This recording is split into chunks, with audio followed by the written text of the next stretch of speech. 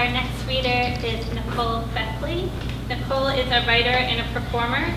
Her short fiction has received recognition from Story Quarterly, the Disquiet Literary Prize, and the Texas Observer. And her debut story was recently selected by Katie Kitamura as the winner of the Pigeon Pages Art of Prose contest. Please help me welcome Nicole.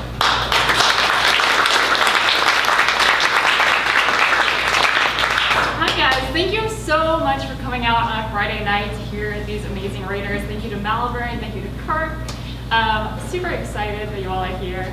I thought about reading something literary and then I thought, no.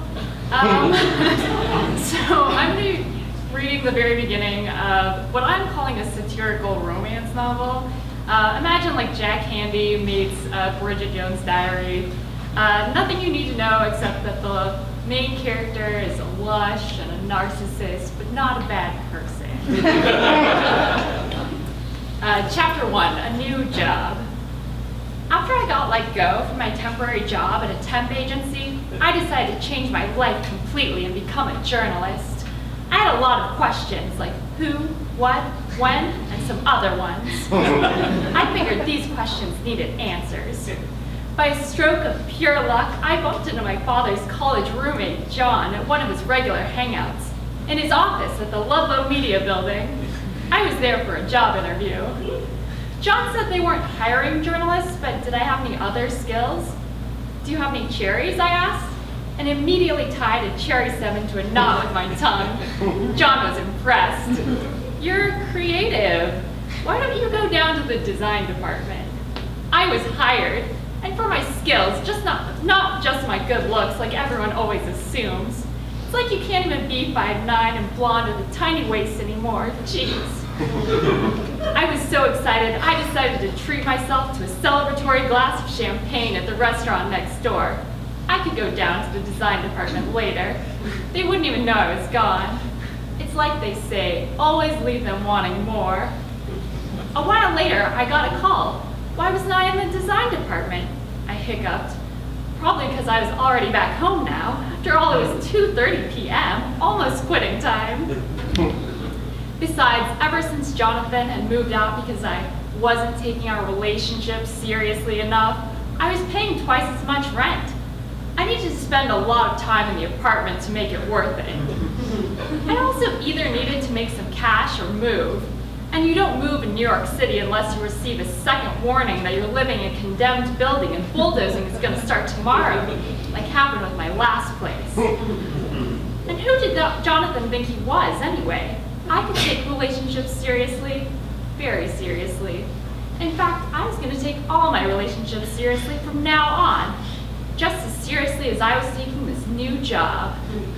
I told them I'd be there at the crack of dawn to start working, and they said, I think it's the crack of dawn, not down. I said, whatever, and they said, be there at 8:30. I know, 8:30 a.m. Talk about the crack of dawn.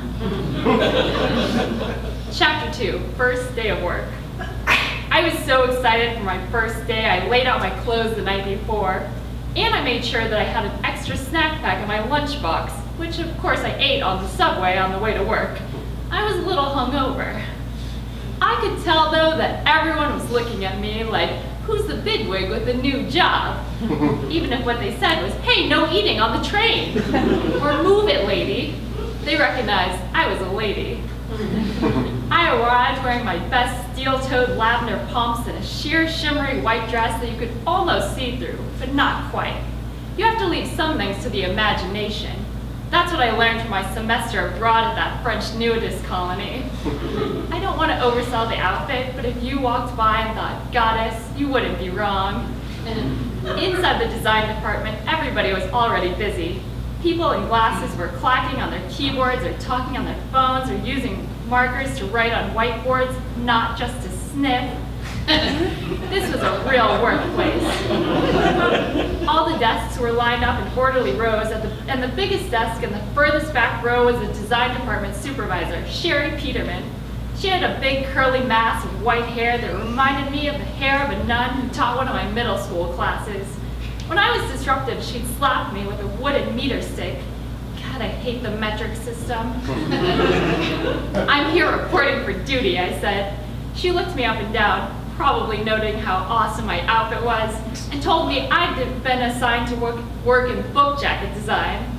It's interesting that books need jackets. I guess most books are just chests and torsos. I was to be the assistant to Carrie Carlton or something. I wasn't really listening. Sherry pointed to the desk I was supposed to sit at. Finally, my own desk. Wow, I'd really made it. At the temp agency, you never really knew what you were going to get. Sometimes you got to sit at a desk, sometimes you had to groom a dog. It was always a surprise. Just as I sat down, a lady rapped her knuckles on the desk and introduced herself as Carrie. She was a petite woman with big blue eyes and thin lips that made her mouth look like a straight line. I tried to suck my lips in to match hers, but it just felt too weird. I'm gonna need a coffee immediately, she said.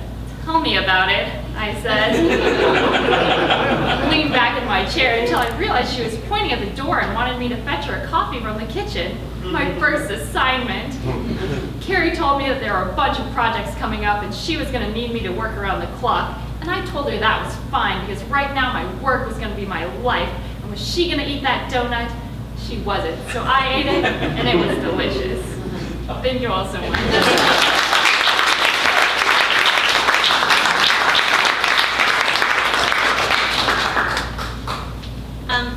So before we take our break, I just wanted to thank Malvern Books for hosting the reading again this year. This is the 4th year they've hosted my workshop reading, and it's just, I hope you'll browse and look around. They have a great poetry selection, independent press, and in that corner, the New York Review books reissues of classics. So please browse. We're going to cut the cake, have some cake, and we'll resume the reading in about 10 minutes or